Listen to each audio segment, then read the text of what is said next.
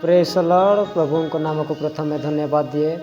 आउ जेते जन वीडियो देखुथिबा समस्त माँ बापा भाई भौणी समस्त को सही ख्रीष्ट प्रेम रे पुणी थोड़े प्रेज द लॉर्ड जनाऊँगी। आउ प्रियर प्रभुंकर लोक मैंने आज आम गोटे विषय आलोचना करने जावा। आउ से विषयटा है ख्रीस्टियान लोक मैंने रज पालन करने उचित कि कौन? ख्रीस्टियान लोक मैंने रज पालन करने उचित कि? आसतु प्रियर प्रभुंकर लोक मैंने आम समय को नष्ट न करी वीडियो को स्टार्ट करवा। प्रियर प्रभुंकर लोक मैंने देखंतु वर्ष को थरे कौन करती? रज पालन करती। वर्ष को थरे से माने रज आसवा समय रे लोक मैंने एते उत्साहित होती, बहुत उत्साहित होती। सेटा खास करी झील पिला माने, पुओ पिला माने तो सेटा आकर्षण किछि नाही, इंटरेस्टा किछि नाही से मानकर अच्छी, किंतु सेटा रज पालन करिवे केवल खाली झील माने। प्रियर प्रभुंकर लोक माने खाली झील माने पालन करिवे। आउ से माने एते खुशी एते आनंद माने रज आसुची एई मासरे जून मासरे रज हबो अमुक डेट रे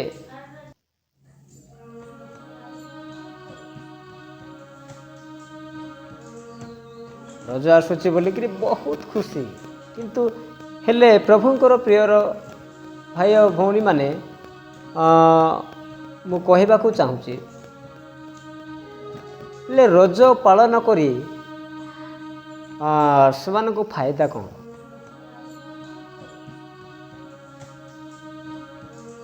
से माने एते खुशी से माने देखो आम ख्रीष्ट धर्म को छाड़ी माने धर्म तो नहीं, लोक माने अनेक लोक कहते ख्रीस्टियान धर्म बोली, किंतु ख्रीस्टियान से माने धर्म को से माने देखती नहीं, किंतु मन परिवर्तन करने से माने जानती। एटा गोटे धर्म नुहे, एटा मन परिवर्तन करवा ए उद्देश्य ख्रीस्टियान माने। किंतु मु केवल ख्रीस्टियान मान को ही मु कहवा को मु चाहे, आमर ख्रीस्टियान परिवार अनेक लोक अछंती, अनेक लोक जानू नाहंती। बे गोटे गाँव रे हिंदू सेवा करवा लोक रहिबे, प्रभुंकर सेवा करवा लोक रहिबे, के अनेक अनेक सेवा अच्छी। माने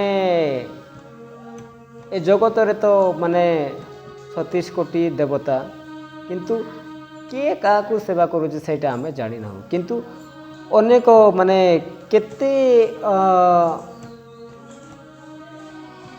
केते सेवा करवा लोक, अनेक सेवा करवा लोक गोटे गोटे गाँव रे रहंती। किंतु एबे देखो धरिनियो एबे हिंदू अछंती, मुसलमान अछंती, ख्रीस्टान अछंती, समस्ते अछंती, गोटे अलग अलग से माने सेवा करी रहउची। किंतु आमे ख्रीस्टान परिवार ख्रीस्टान लोक जेते बेले ओ झील माने अछंती ले सांग आका माने गाँव रे थिले तो समस्ते सांग, कि बाहर थिले मध्य सांग जदि हेइथिले फ्रेंडशिप करथिबे से माने मध्य सांग। किंतु प्रियर प्रभुंकर लोक माने आमे सेही परी अनेक लोक मानकर परी न हवा उचित। खास करी आम प्रभुंकर विश्वासिनी एमानंकु मु कहूची, जेते बेले झील माने रज बोलिकरी जेते उत्साहित होउथिबे, ताहले सेमानंकु से रज को से माने हिंदू धर्म रे कौन करुछंती? से माने 3 दिन पालन करती। 3 दिन पालन करती। प्रथम दिन रे से माने कौन करिवे? से माने रज आसुची बोलिकी माने दामिका दामिका ड्रेस किଣିथिबे। रज आसुची बोलिकी ड्रेस तापरे बुट सूट माने जूता जते जहा किछि झीवर सामग्री सबू ऑल टोटाली से माने किଣିथिबे। तापरे एबे ପିନ୍ଧିବା ଜିନିଷ ଯେତିକି ମାନେ କିଣାଗଲା, ପ୍ରିୟର ପ୍ରଭୁଙ୍କର ଲୋକମାନେ, ଏଇଟା ଝିଅମାନେ ନିଶ୍ଚିନ୍ତ ଏଇଟା ଜାଣିବା ଦରକାର। ସେଥିପାଇଁ ଦାମିକା ଦାମିକା ଡ୍ରେସ୍ ପଟା ଯେତେ ଯାହା ବି ଗୋଡ଼ରୁ ଧରିକି ମୁଣ୍ଡ ପର୍ଯ୍ୟନ୍ତ ଓକେ ସବୁ କିଣିବେ। ତାପରେ ପ୍ରଥମ ରଜ ଆଜି ବୋଲିକି ସେମାନେ ଜାଣିବେ। ତାହେଲେ କାଲିକୁ ରଜ ଅଛି, ତାହେଲେ ଆଜି ପାଉଁତିଆରେ ସେମାନେ କ'ଣ କରିବେ, ସେମାନେ ଖାଲି ସଜାଇ ହେବା ନିମନ୍ତେ ଯିବେ। ସଜାଇବା ପାଇଁ ମାନେ ଛୋଟ ଛୋଟ ପୁଅ ଝିଅ, ବଡ଼ ବଡ଼ ପୁଅ ଝିଅ, ମାନେ ତାଙ୍କର ପେଣ୍ଟିଂ ମାନେ ଯେତେ ସଜବାଜ ହେବେ ଆଉ କୁହ ନାହିଁ। ସେମାନେ କ'ଣ କରିବା ପାଇଁ, ଆଜି ରଜ ପ୍ରଥମ ରଜ ବୋଲିକିରି ସେମାନେ ଗୋଡ଼କୁ ସବୁ ମେହେନ୍ଦି ଲଗା, ତାପରେ ଯାହା ଯାହା ରଙ୍ଗ ଲଗାଇବେ, ହାତକୁ ମାନେ ଅନେକ ଜାଗାରେ କିଏ କ'ଣ କରୁଛନ୍ତି ମୁଁ ଜାଣିନାହିଁ, କିନ୍ତୁ ମୁଁ ଜାଣିବା ଉଦ୍ଦେଶ୍ୟରେ ଟାଟୁ ଫାଟୁ ବହୁତ ବନାଇବେ।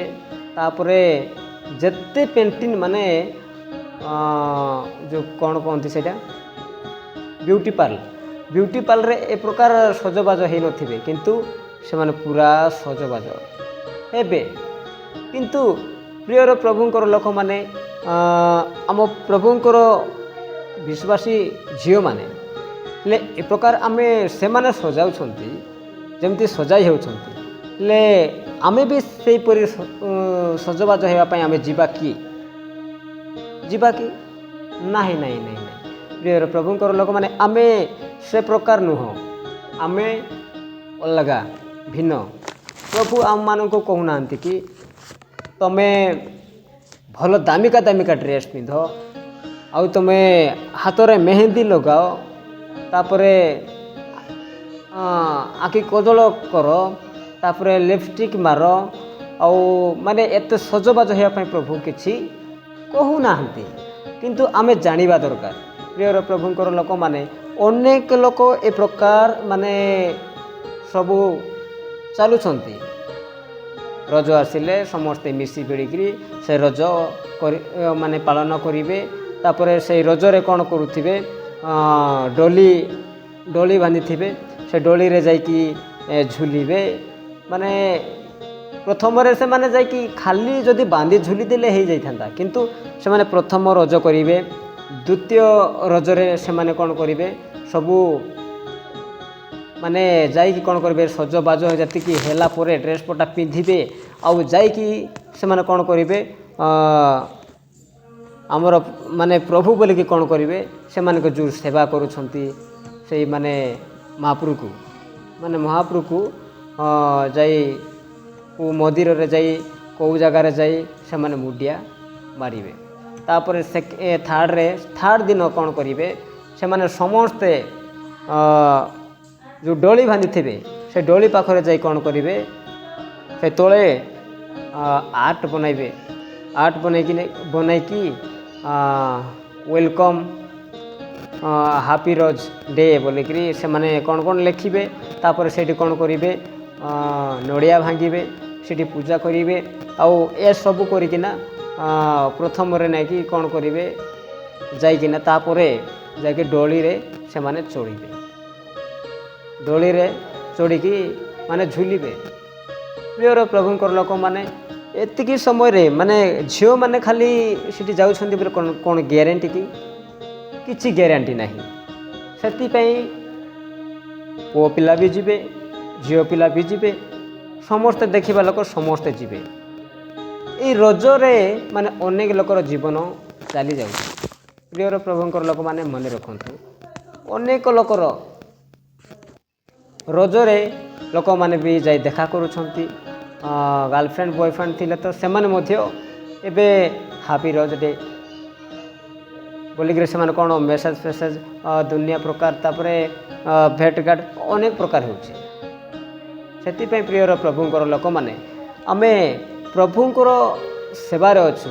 ଯେଉଁଟା ପ୍ରଭୁଙ୍କର ପାଇଁ ଏଇଟା ଠିକ୍ କି ନାହିଁ, ଯଦି ଜାଣିନଥିବା ତାହେଲେ ଆମମାନଙ୍କର ପାଳକକୁ କି ଆମ ଗାଁ ପାଖାପାଖି କିଏ ଥିବେ କି ଗାଁରେ ଥିବେ ଆମ ପଡ଼ିଶା ଘର ପାଖ କିଏ ଥିବେ କିଏ ଜାଣିଥିବେ ପ୍ରଥମରେ ଝିଅମାନଙ୍କୁ ମୁଁ କହୁଛି ସେମାନଙ୍କୁ ପଚାରନ୍ତୁ ଆମେ ରଜ ପାଳନ କରିବା ଉଚିତ କି ନାହିଁ ସାର୍, ଉଚିତ କି ନାହିଁ ଭାଇ, ଉଚିତ କି ନାହିଁ ଭଉଣୀ, କି ଉଚିତ କି ମା ବାପା ବୋଲିକିରି ପଚାରନ୍ତୁ। ପଚାରନ୍ତୁ ତାପରେ ଆପଣମାନେ ରଜ ପାଳନ କରନ୍ତୁ। କିନ୍ତୁ ରଜ ପାଳନ କରିବା ଆମର ଖ୍ରୀଷ୍ଟ ଧର୍ମରେ ଉଚିତ ନୁହଁ। କାହିଁକିନା ସେମାନେ ହିନ୍ଦୁ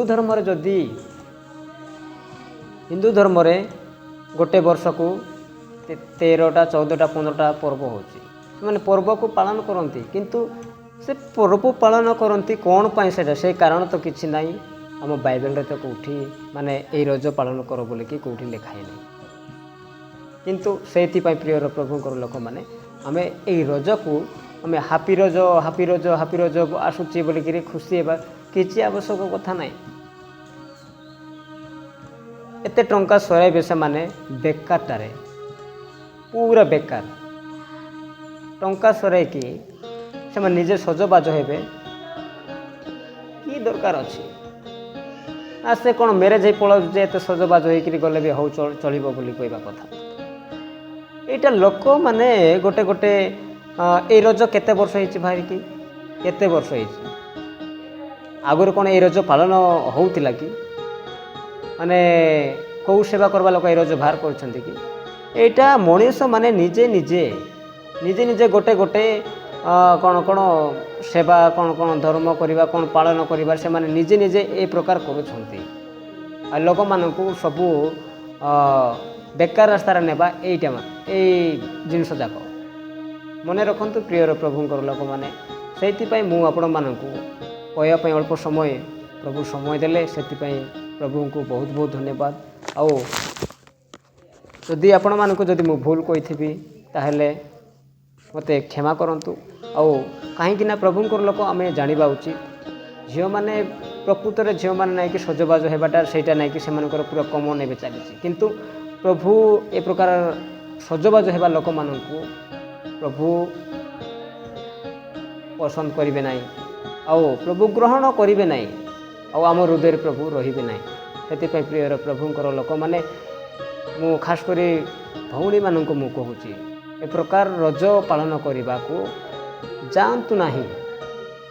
ଯେ ଯେଉଁଟା କଲା କିନ୍ତୁ ଦେଖନ୍ତୁ ମୁଁ ଶେଷରେ ନାଇଁକି ମୁଁ ସେଇ ରଜ କେମିତି ପାଳନ କରାଯାଉଛି କ'ଣ କରିବେ ସେଇ ଫଟୋ ହେଉ କି ଭିଡ଼ିଓ କିଛି ମୁଁ ଲାଷ୍ଟ ସ୍କ୍ରିପ୍ଟରେ ମୁଁ ଦେଖାଉଛି, ତାପରେ ମୁଁ ଶେଷ କରୁଛି।